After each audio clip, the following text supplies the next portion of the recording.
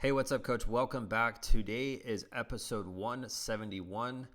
The title is He Hate Me. I'll explain what that is here in a second. So if you've been listening to our podcast for the last month, you know we've been doing daily episodes. So if you've missed a lot of those episodes, I highly recommend go check those out. These episodes are designed for you to listen to them right when you wake up in the morning. I'm here to motivate you, keep you more disciplined, inspire you. And these podcasts are free. Not going to make any money from this. I don't care to make any money. I just want to help you. And the only thing I care about, though, is you leaving a review on iTunes. When you do that, that's going to get this podcast in front of more coaches. And when that happens, we can help more coaches. And ultimately, my goal is to help more kids. And the way I can help more kids is by helping you grow your business. And if this podcast is a resource for you and you know that you've gotten a lot of value from this, just do me a small favor and leave us a review there. That is greatly appreciated. Now, in today's episode, it's titled He Hate Me. And if you live in America and you're my age, you probably, and if you ever watched the XFL, which was like I think it was called the Extreme Football League. And most people have no idea what the heck I'm talking about, but I'm still going to tell a story because I think it's funny. But there was a lot of football players where like they could say like whatever they want on the back of their jersey. And there's this dude, he was a running back. Forgot what team he was on, but his name was He Hate Me. And I always thought that was cool, and I really liked his jersey. And the reason why I'm tying that into today's podcast is because there's a lot of, I would say there's just a lot of hate between, and I'll use this example, all right? There's a lot of hate between like club soccer coaches and high school soccer coaches and coaches like me who do independent training. And it'd be the same if you're in basketball, like AAU coaches and private trainers. And it's vice versa. There's this hatred between the two. And it's really weird. I think it's a strange thing because I've noticed some private trainers out there, what they'll do in their social media is they will talk about their stance, about why they are doing private training and why team training is not helping. And they go really deep into it. And personally, I do that.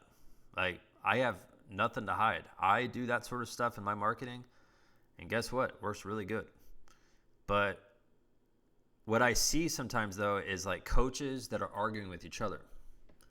And they're just building up a lot of hate. And when that happens, it goes to a different level than just like having a marketing message.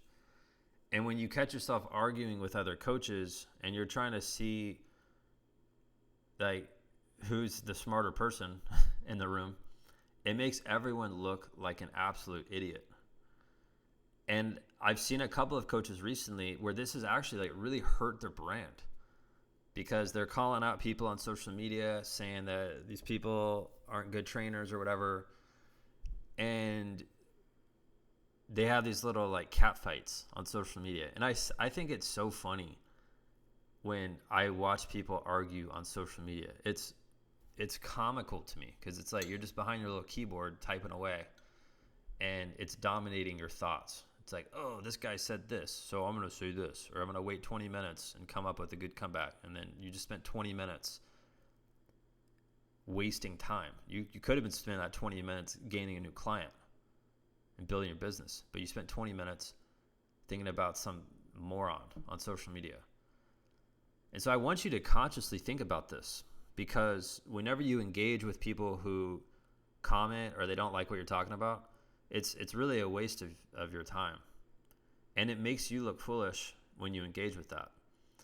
So here's one way that will help you overcome that, because I don't want to just leave you empty-handed.